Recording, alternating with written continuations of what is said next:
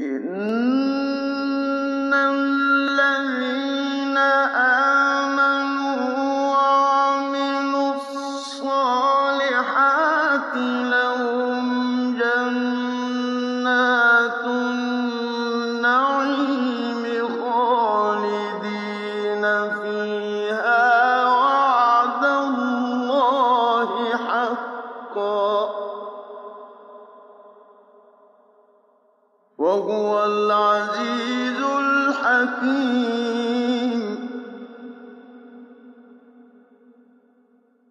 خَلَقَ السَّمَاوَاتِ بِغَيْرِ عَمَدٍ تَرَوْنَهَا وَأَلْقَىٰ فِي الْأَرْضِ رَوَاسِيَ أَن تَمِيدَ بِكُمْ وَبَثَّ فِيهَا مِن كُلِّ دَابَّةٍ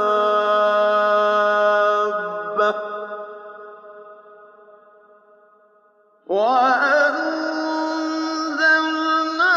مِنَ السَّمَاءِ مَاءً فَأَنبَتْنَا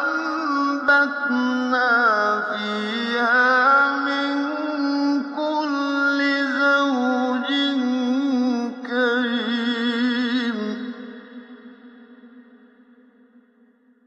هَٰذَا خَلْقُ اللَّهِ فَأَرُونِي مَاذَا خَلَقَ الَّذِينَ مِن دُونِهِ ۚ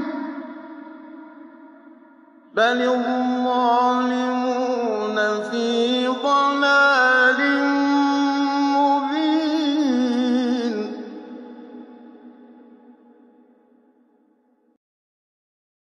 تو اس کو درد دینے والے عذاب کی خوشخبری سنا دو۔ جو لوگ ایمان لائے اور نیک کام کرتے رہے ان کے لیے نعمت کے باغ ہیں، ہمیشہ ان میں رہیں گے۔